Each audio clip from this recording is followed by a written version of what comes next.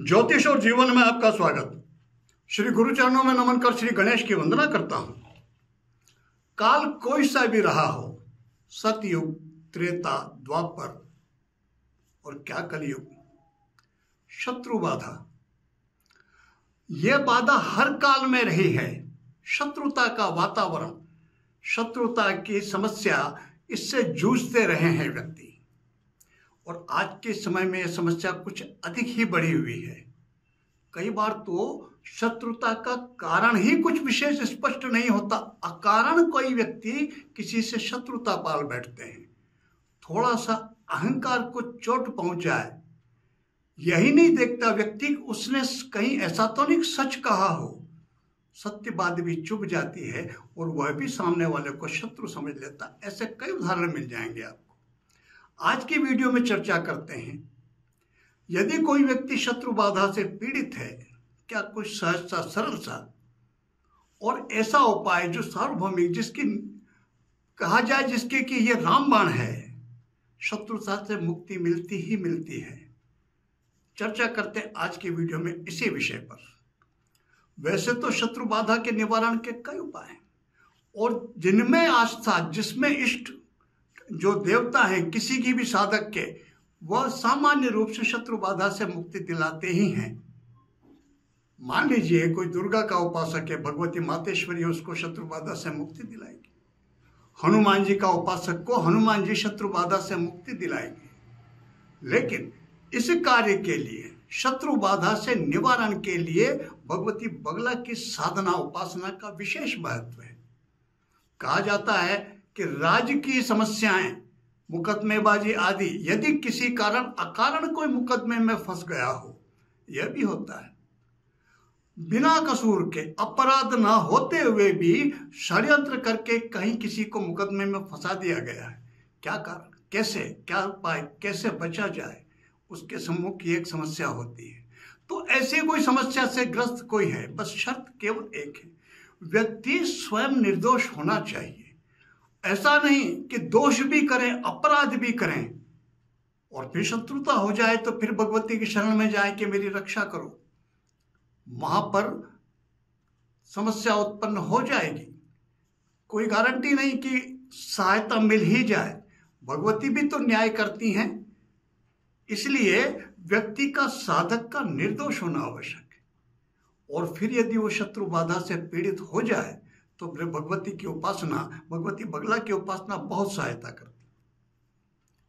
वैशाख मास में शुक्ल पक्ष की जो अष्टमी तिथि है, वो मातेश्वरी भगवती बगला के प्रादुर्भाव का दिवस माना जाता है।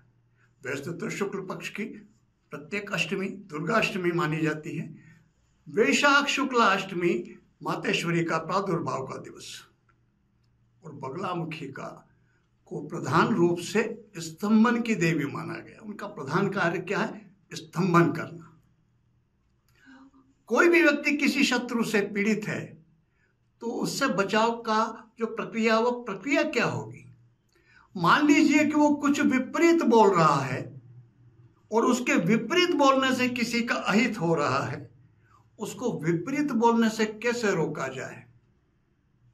सीधा सा उपाय, यदि किसी माध्यम से उसकी जिह्वा का स्तंभन हो जाए, जो विपरीत बोलती किसी के प्रति उसकी जिह्वा का बंधन हो जाए, वो विपरीत बोलना बंद कर दे तो उस बाधा से मुक्ति मिल जाएगी। कोई व्यक्ति चल के कहीं जाता है और किसी के विपरीत कोई कार्य करता है, उसके पैरों का स्तंभन हो जाए, वो जा नहीं पाए। कोई भी दूसरे क्रियाकलाप करता है किसी भी व्यक्ति के विरोध में, और विरोध में किए जाने वाले इन क्रियाकलापों का यदि स्तंभन हो जाए तो शत्रु बाधा से निवारण हो जाता है।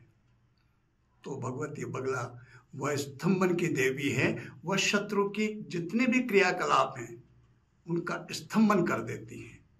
तो आज की वीडियो में चर्चा सहज से भगवती दुर्गा की उपासना जिनने कर रखी, जो करते हैं, उन्हें थोड़ा आसानी, सहजता रहेगी। लेकिन जिन्होंने कभी कोई काम, कभी कार पढ़ा ही नहीं, कोई साधना का, शक्ति स्वरूप का कोई उपासना की नहीं, और कोई ऐसी समस्या आ पड़ी है और वो मुक्ति चाहते हैं, वो भी कर सकते हैं। एक सहज सरल सा मैं आपको प्रयोग निवेदन करता हूँ। भगवती किसी भी, यदि भगवती बगला का मंदिर मिल जाए तो बहुत उत्तम, नहीं तो भगवती दुर्गा के किसी भी मंदिर में चले जाएं, वहाँ प्रार्थना करके आए कि मैं आपके 10 महाविद्या स्वरूप का, भगवती बगला के स्वरूप का मैं उपासना करने जा रहा हूँ। उसमें जो भी कोई दोष, किसी भी प्रकार की त्रुटियां हो जाए, उनके लिए क्षमा प्रार्थना करता हूँ और कृपा करें मुझे सफलता प्रदान करें। ये प्रार्थना करके आए और फिर घर पर ही बैठ करके उपासना प्रारंभ करना है। भगवती बगला के उपासना में सबसे पहले हरिद्रा गणपति का एक छोटा सा मंत्र, और वो है ह्रीं ग्लौं। हल्दी की माला पर इसका एक माला जप करें, मुश्किल से 2 मिनट का समय लगेगा। ह्रीं ग्लौं, इसका एक माला जप हल्दी की माला पर किया जाए। भगवती बगला के जो पति स्वरूप हैं वो महामृत्युंजय शिव, वही बगला के पति हैं। तो भगवान महामृत्युंजय का मंत्र, प्रसिद्ध मंत्र, लगभग सब जानते हैं उसको। ओं त्र्यंबकम यजामहे सुगंधिम पुष्टिवर्धनम उर्वारुकमेव बंधनान् मृत्योर्मुक्षीमामृतात्। ओं नमो नमः।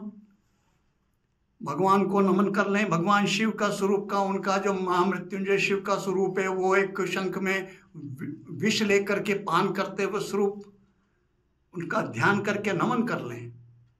या फिर लघु मृत्युंजय ओं जोंग स माम पालय स जोंग ओं नमो नमः। इस छोटे से मंत्र का 2-5 मिनट एक माला, जैसी हमारी आकांक्षा है, जैसी हमारी समस्या, उसके अनुरूप जप कर लें। उसके बाद फिर भगवती महाविद्या, 10 महाविद्याओं में से 8वीं महाविद्या है भगवती बगला। सिद्ध जो 3 महाविद्याएं हैं उनमें प्रथम है वो, बड़ा महत्व है उनका।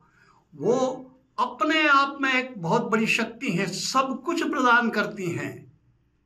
वह केवल शत्रुनाशनी, शत्रु बाधाओं से निवारण कराती हूँ ऐसा ही नहीं, वह वाक सिद्धि देती हैं, वाचा सिद्धि देती हैं, धन प्रदान करती हैं, सब कुछ देती हैं।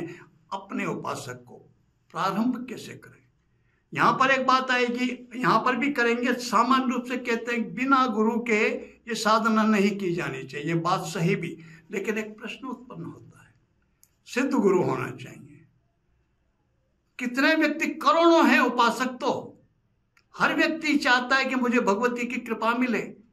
हर व्यक्ति को कोई सिद्ध गुरु कहां से मिल पाएंगे? तो क्या कोई सिद्ध गुरु नहीं मिलेंगे तो क्या किसी को भगवती दुर्गा की कृपा प्राप्त करने का अधिकार नहीं है? ऐसा नहीं। तो ये जो बिल्कुल बात सही है, वो गुरु का अपना महत्व है। गुरु आगे बढ़ने में सहायक होते हैं। गुरुदेव की कृपा से गहराई में साधना में कृपा प्राप्त होती है। लेकिन यदि कोई गुरु हमारे पास सिद्ध नहीं है तो आदि गुरु भगवान शिव, उनको गुरु मान ले। शिव मंदिर में जाकर के उनसे प्रार्थना करके कि मैं आपको गुरु रूप में वर्ण कर रहा हूँ या कर रही हूँ, उनको यथेष्ट सामान्य सा पूजन आदि अर्पित करके आए, गुरु स्वरूप मान लें और गुरु रूप में सबसे पहले उन्हीं को नमन कर लें। साधना के क्षेत्र में सर्वप्रथम गुरु को नमन किया जाता है, गणपति दूसरे नंबर पर आते हैं। साधना के क्षेत्र में प्रत्येक शुभ कार्यों में और सांसारिक जितने शुभ कार्य होते हैं उनके प्रारंभ में गणपति प्रथम पूज्य, लेकिन साधना के क्षेत्र में गुरु प्रथम पूज्य हैं।